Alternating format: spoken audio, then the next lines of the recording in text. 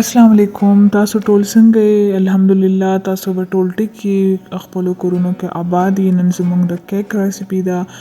سو ارزئ چې کیک سټارټ کړو. ټولو نه پهله ما 2 انډې اخیستې دی. هغه زه بیټ کوم د بیټر سره. دا به 5 to 6 منټس موږ بیټ کوو. 5 نه 6 منټ لپاره دغه بیټینګ پروسس چې دی دغه ضروري دی چې څومره دا ښه مزیدار بیټ شي دا انډې دومره به کیک چې دی هغه به فلفي وي.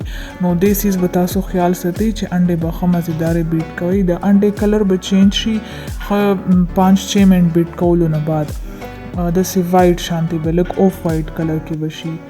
او دا زه اوس پکې ایډ کوم ونیلا ایسنس. ونیلا ایسنس چې دی هغه زه 1 ټي سپون پکې ایډ کوم. ما خو بس دغسې اندازې سره ایډ کړو ځکه چې ما ته اندازه کېږي او تاسو ته که کېږي نه نو تاسو په ټي سپون باندې واچوئ.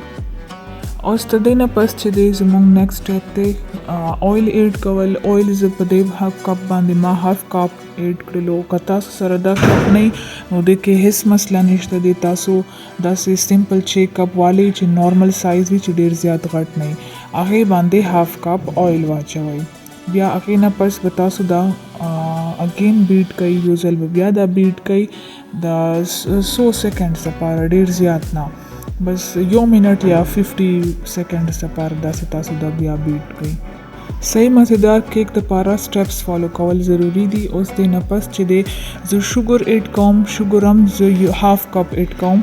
چینی او چینی چې کومه ده هغه به تاسو پهله ګرایندر کې ګرایند کوئ چې دا بالکل پاوډر غوند کې شي. نو هغې نه پس به تاسو دا ایډ کوئ هاف کپ. بیا دا به داسې 1 منټ لپاره بیا اگین تاسو دا بیټ کوئ. تاسو دا یاد ساتئ چې انډې چې تاسو کله بیټ کوئ نو تاسو ته دې نه به هم صحیح پته لګي چې دا انډې چې دی هغه صحیح بیټ شولی. چې کله تاسو ته دا پته وچلېږي چې د کنسسټنسي چې دا دغه انډې چې دی دا داسې گاړه شللی ټینګې شانتې شلې که نه. اوس ما 1/4 کپ ملک ما ایډ کړلو.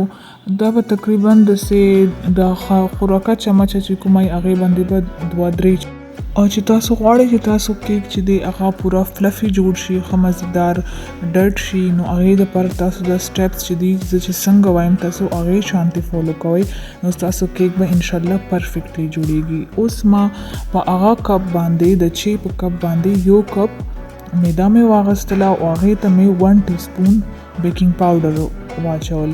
یو وی بیکینګ سوډا هغه به نه ایډ کوو که نه، موږ به بیکینګ پاوډر ایډ کوو. بیکینګ په آیټمس کې موسټلی چې دی هغه بیکینګ پاوډر یوز کیږي. اوس دا چې ما پکې واچول دا به زه مکس کوم، خو دا به زه اوور مکسینګ نه کوم، ډېر زیات به یې نه مکس کوم. دا به زه داسې فولډ کوم، داسې ګول به یې مکس کوم او ډېر زیات به یې نه مکس کوم، اوور مکسینګ به نه کوم. او دې شانتې به تاسو بالکل هم نه مکس کوئ. دا ما تاسو ته د ښوولو دپاره دا دې شانتې مکس کړو چې ما چې تاسو دا غلطي نه کوئ. چې کله هم دا مکسچر ډېر زیات مکس شوی دی د بیکینګ پاوډر او د میدې د ایډ کولو نه پس نو دا بیا کیک چې دی هغه به فلفي نه وي. اوس به تاسو ته ښکاري چې دې کې میده دغسې پاتې ده، خو دا میده نه وي پکې پاتې ده، اصل کې هغه بیکینګ پاوډر چې دی هغه خپل کار سټارټ کړي. اوس ما واغستلو یو اوون پروف ډیش او هغه زه د اویل سره برش کوم چې بیا کیک چې دی هغه چې اسانۍ سره بیا راوځي. اوس ما چې دا کیک تیارولو پروسس سټارټ کولو نو دې نه پهله ما داسې وکړلو چې ما اوون آن کړلو. اوون چې دی هغه به کیک چې بیک کولو نو پهله 15 منټ به خامخا پری هیټ کیږي دې دپاره.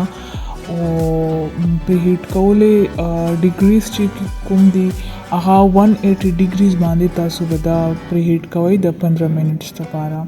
زه به تاسو ته اوون کې هم وښایم چې تاسو به څنګه پری هیټ کوئ اوون. او بیکینګ ټایم چې دی هغه 30 نه 35 منټ راسه ټایم دی د بیکینګ لپاره. اوس دا بره آپشن چې دی دغه ډیګریز والا دی دا ما په 180 باندې سیټ کړی دی. بل د فنکشنز والا چې دی دا به تاسو بیکینګ لپاره پرېږدوئ. اوس د 3م نمبر باندې چې دی دغه فنکشنز چې د ایروز جوړ دي ما دواړو راډونه آن کړي دي. اوس دا چې دی ما دا په 25 منټس باندې سیټ کړی دی په دواړو راډونو. نو 10 منټس لپاره بیا زه صرف لاندې راډ به آن کوم.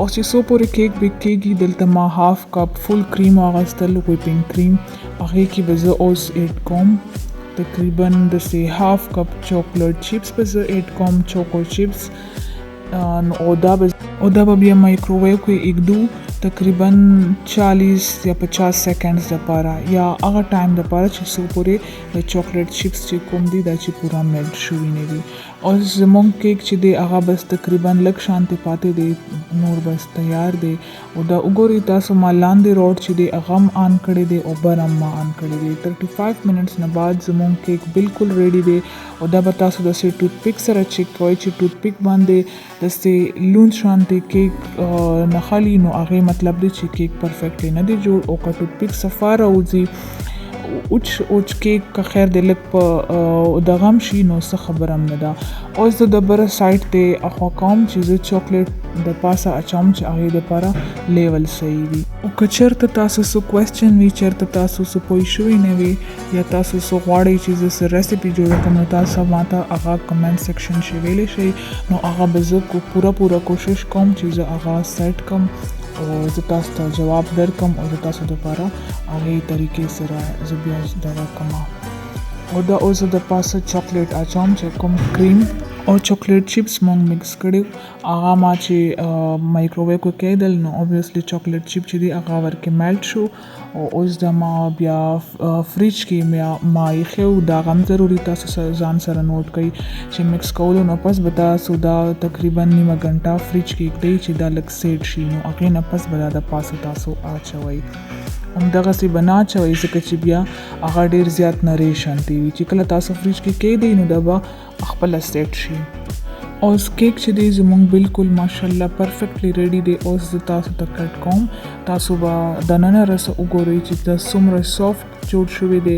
او دننه رسه سم ښایسته پوخ شوی دی نو ارزئ چې د کیک کټینګ وکړو د کیک په جوړولو پروسس کې ماته په ټولو نه زیات د کیک کټینګ ډېر زیات خوند راکوي چې زه کله کیک کټ کوم او دا د چې سافټ وي او ښه مزېدار فلفي کیک جوړ شوی نو ما له ډېر خوند راکوي چې زه د کیک کټینګ کوم اوس دغه دی چې تاسو سره زه د دې فاینل ریزلټ هم تاسو سره زه شیر کوم او دې نه پهله تاسو که ما چینل سبسکرایب کړی نه نو تاسو هغه سبسکرایب کړئ چینل سبسکرایب کول بالکل فری دی او که ویډیو خوند درکړی نو لایک کړئ پلیز او سبسکرپشن دې دپاره ضروري دی چې تاسو سبسکرایب کړئ چې زه کله هم بیا نوې ویډیو جوړوم لیټیسټ ویډیو زما راځي نو هغه به تاسو ته درځي تاسو بیا ګورئ او چې تاسو سم سوال وي سم کوېسچن وي سم تاسو خبرې ذهن کې چېرته پوه شوي نه وي نو تاسو ما سره ډسکس کوی شئ د کمنټ سیکشن کې ما نه تپوس کوی شئ زه به تاسو ته د هغې جواب ضرور در کوم او په نیکسټ ویډیو کې به هم زه تاسو ته ښایم تھینک یو الله حافظ